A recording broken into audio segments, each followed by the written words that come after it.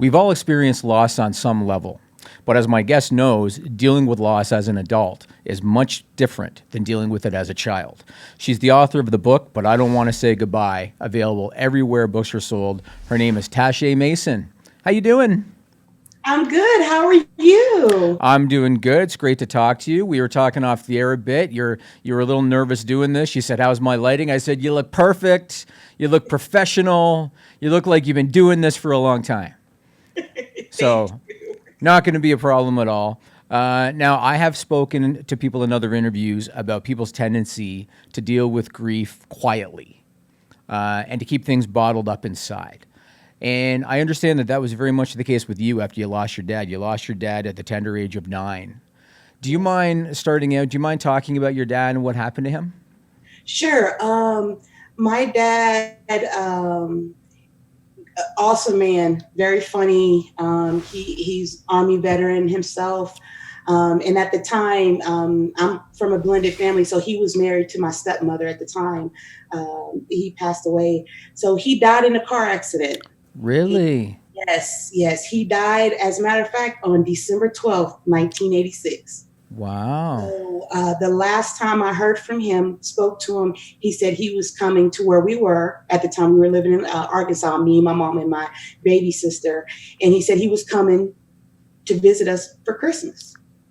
And so I remember it was a school day. I came home from school and my mom was telling me she wanted to talk to me. She sat me down in the living room. So I was thinking, oh goodness, did I do something at school? Because I'm trying to go through everything in my mind. And then I looked at her more and I noticed I'm not in trouble. Something is wrong. And so I was thinking maybe something happened to grandma, granddad, or whatever. And then that's when she told me that my dad died. And I remember crying, and I remember crying so loud. My baby sister was in the other room and she was crying. And so she went to check on her and came back and everything. And I just remember, you know, wondering if this was real. Is this Mhm. really happening? And then there's parts of that time I don't even remember. So my mom had to help me fill in the blanks. I remember us leaving Arkansas to come to Texas for his funeral. I remember the funeral. I remember us going to the gravesite. But interestingly enough, I don't remember the wake. And I remember we had a conversation, and my mom said, "Yeah, you were down there viewing the body." And I said, "What are you talking about?" She said, "We had a wake." And I said, "No, we didn't." She said, "Yeah, we did." And I had, to this very day, I do not remember that right there. And she Mhm. said that she didn't want me to go at first, but my uncle, my dad's only brother, said, no, go ahead and let her go. She said, I sat down there for a very long time. And she said, when I came back, I told her, I talked to daddy. He said, he's my guardian angel. Was totally, to this day, it still kind of stands the hairs on the back of my neck a little bit. Mhm. So during that process, some things I don't remember, but I remember feeling angry. I remember feeling hurt. And my mom tried her best to encourage me to express those feelings. And I just didn't want to do it. So I was one of those kids. I was outspoken to an extent, but when it came to the matter of emotions, Mhm. if it wasn't about me being happy, I didn't want to talk about it. So during that time, we ended up moving back to Texas. My mom met a friend, and he had a ranch, and he had horses. So learned how to take care of horses. I learned how to barrel race. Met my best friend, who was their cousin and everything. And so I started gaining a little bit more sense of myself. But at the same time, those emotions, I didn't want to feel bad or anything like that. And whenever I went to school, and I saw kids with their dads, I would just automatically get upset. Sometimes I didn't understand my anger. Mhm. Um, I would focus on other things. I would focus on playing with my toys. I would focus on school and everything like that. But over the years, my relationship with people, I would try to kind of keep a distance in between them. because it felt like, what if I lost them? I even had thoughts of, what if something happened to my mom or my sister or my stepmom and my sister's there, and all these different thoughts went through my head. So as I got older and, made friends, I was still wondering if something would happen to them and would I go through that all over again. Which I think is a very normal thing a lot of people think about. Mm-hmm. Even when you lose somebody as an adult. Yes. Yes. So, Yeah. well, you mentioned this earlier. Later in life, or at least you mentioned this about your dad, but for you, later in life, you joined the U.S. Army. I was going to ask you what led to your decision to join the Army, and I think you might have just answered it. Your dad was in the Army, and you're a 16-year veteran. Tell me what led you down that path. Initially, I was tired of school. That was the big one. I was tired of school. I wanted something different. I wanted something challenging, and that's what I got. Interestingly enough, I joined twice. The first time I joined, I was 17. My mom signed the papers. I went through basic training. When I got to the job training, I injured myself. Did not listen and did not go to the doctors, and then I ended up getting generally discharged. After that, I went to junior college, got my associates. My old recruiter got a hold of me, and I felt a sense of, I didn't finish that, so I decided to go back in. And when I went back in that time, I went when I needed to go. When I went to the doctor when I needed to, and I ended up completing 16 years, and it was awesome. And then the fact of my dad serving, his brother, my uncle served, Oh, okay. both grandfathers served. I have relatives. I'm the only female on either side that serves in the military. So I come from a proud line of service that way. But during that time, the way the military is structured, it helped me too, because a lot of times it was about the mission and not about emotions. So I fit right in with that, and even with making friends, even though I tried to keep distance, it was hard to, because you're working with people around the clock. And especially when we deployed, you're around them 7 days a week. So building relationships, being nervous because I don't know how this is going to end. And even when I have lost some friends along the way, not to death, but just not being friends anymore, it felt like a death. So I went through that grieving process again. And it took a very long time for me to finally go to therapy and start working through these, my emotions that I didn't want to deal with. Right, right. Let me say first, even though I'm Canadian, you guys are our friendly neighbors to the south. So, thanks for 16 years of service. First off, Thank you. and I was going to mention this next. I understand that the military helped you, as you just kind of said. It helped you to be able to speak. It helped you to be able to express yourself. It helped you be able to kind of open up and talk. And so, because you think Army, you think discipline. You know what I mean? But the side of it that you're talking about, in terms of, you're right, you are around these people 24 hours a day.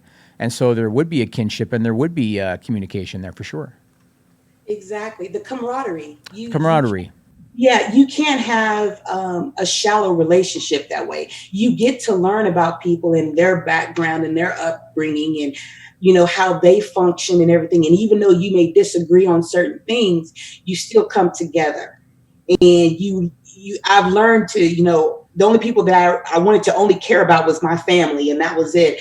But then I had extended family, which were my military family, my veteran family. So, now I had to get to a point, because I was so tired of being angry and hurt. It took a lot out of me. It was very frustrating, because I'm trying to fight these emotions, and it took me going to therapy to actually, and I'm still working through it even to this day. And just getting through that and actually looking forward to Christmas. Right. I had not, even as a kid, I was like, okay, Christmas, great. I put on a, smile and whatever. And then I'm like, but daddy's not here. And you'd associate it with that time period.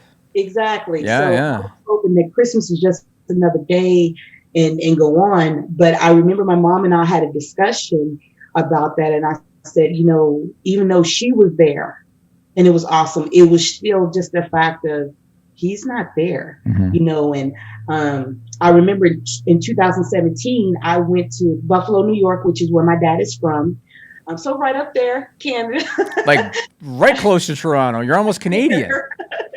And I went up there. The last time I was in Buffalo was when I was 7, and I was with him to go. And so my cousin took me to where he and my uncle lived as kids. So I got to see where he lived, saw his high school, and got to reconnect with a few of my, on my dad's side, their family members.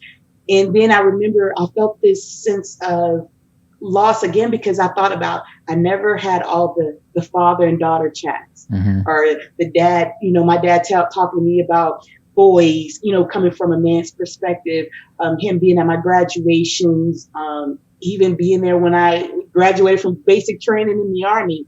So all these different milestones. And so it just took a while for me to finally get to the point of understanding that it's okay to be vulnerable. It's okay to be sad. It's okay to be hurt. How can I channel this? Mm-hmm. And so that's when I decided to write the book, but I don't want to say goodbye. Yeah, exactly. Well, let me say, in terms of your dad talking to you about girls, I've got a daughter that's 6, or talking to you about boys rather. I got a daughter that's 6. I dread that day. You know what I'm saying? I joke with my wife, my daughter's not going to date till she's 35. It's fine. I've heard a lot of my guy friends say that. That seems to be the magic age, 35. 35. 35 is good. It's good. We'll see how that goes. Well, you mentioned writing, and writing is a common outlet for people. Tell me about your decision to write the book. Was this something that you dabbled on over the course of several years? Was it something where you just kind of decided one day and then you cranked it out quickly? Because I've talked to people who've written books, and sometimes they had this idea for 20 years. And maybe they wrote a little bit here, they wrote a little bit there. Other times they just decided one day and they sat down, knocked it out in 2 weeks. How did that process go for you? Well, I'll say over a year ago, I had this feeling that I wanted to write children's books. I didn't know what I wanted to write about. I knew I wanted to add my dog Bella, who's in the story. I wanted to put her in there, but I didn't know how I wanted to do it. And so early last year, the idea came up for me to write this story, and going through therapy, and then thinking about how would I do it, in what way would I write it. I was kind of like, well, I'm not sure if I'm ready. So then the idea just kept popping in my head last year. But it wasn't until January of this year that I said, okay, I'm going to sit down and start writing. And what I did before I wrote, I took out a sheet of paper and I wrote down everything that I was feeling about my dad dying. So I wrote, it was a full sheet of paper. I wrote backwards, forwards, diagonally. There was nothing that matched. It was just everything that I was feeling. And then I folded the paper and I put it away. And then I started writing.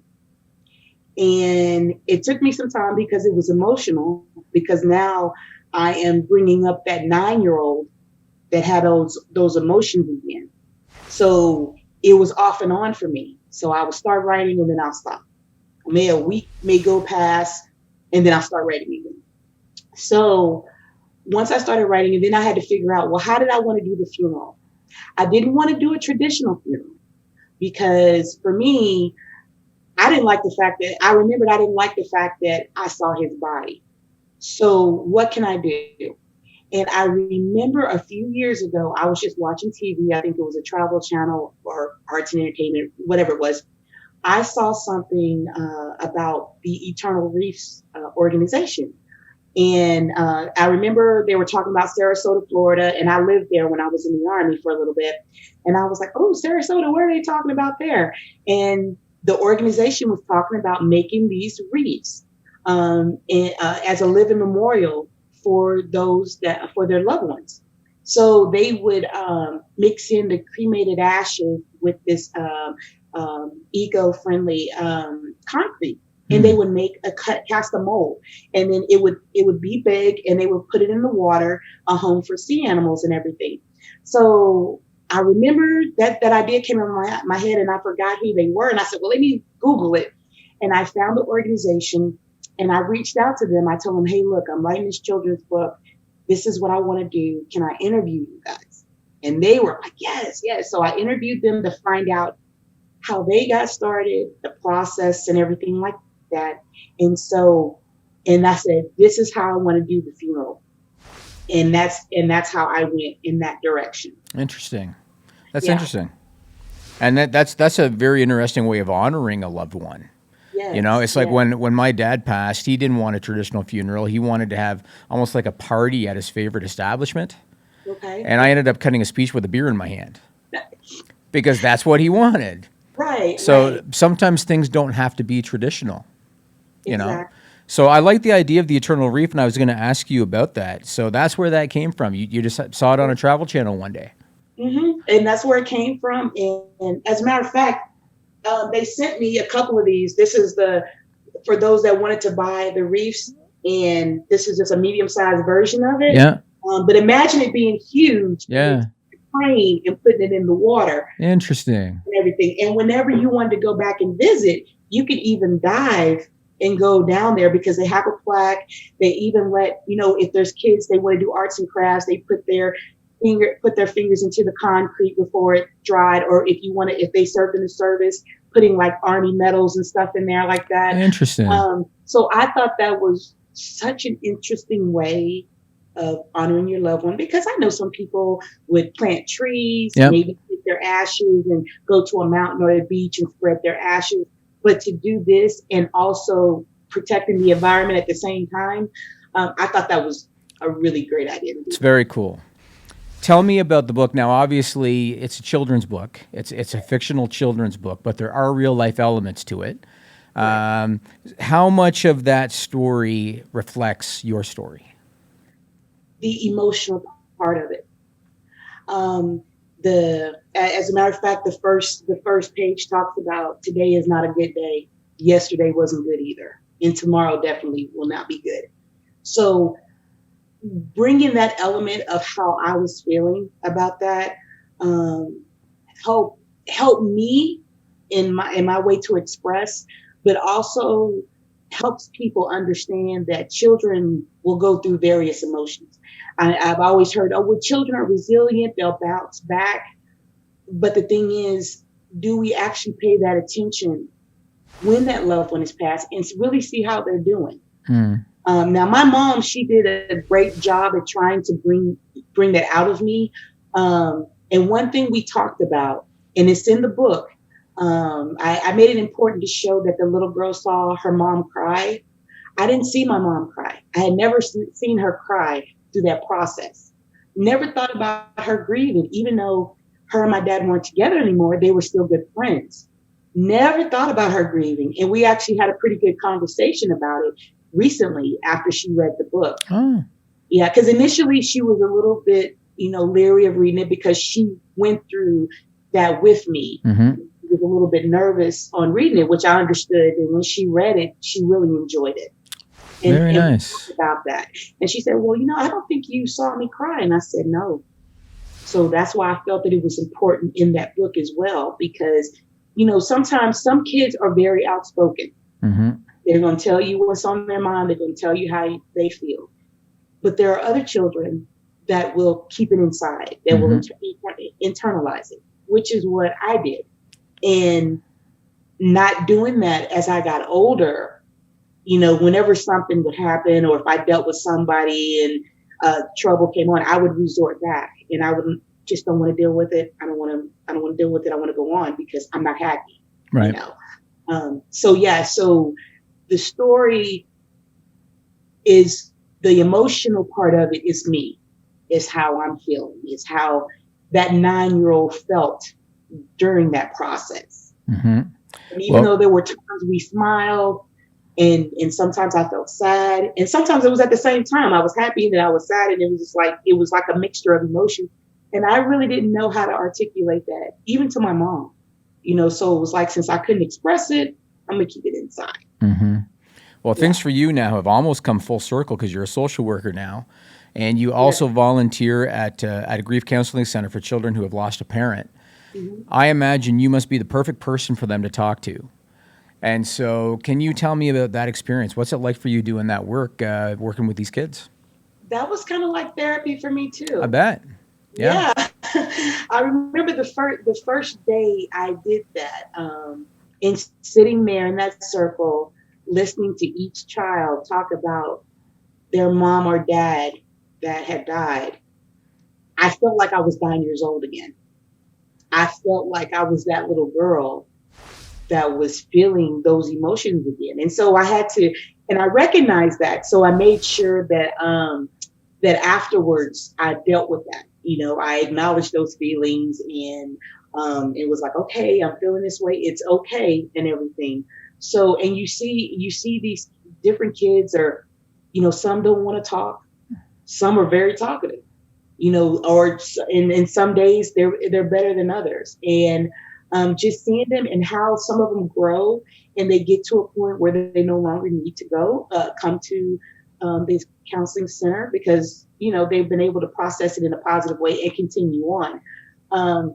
The activities we did that we're doing, from coloring to talking about their loved one, what was their favorite holiday, what did you do, and even just the arts and crafts has been awesome for just to see them thrive in that, because grief comes in many packages. And then even when some of them don't even want to, really participate, they find a way to go ahead and do it. And sometimes they just do it very quietly.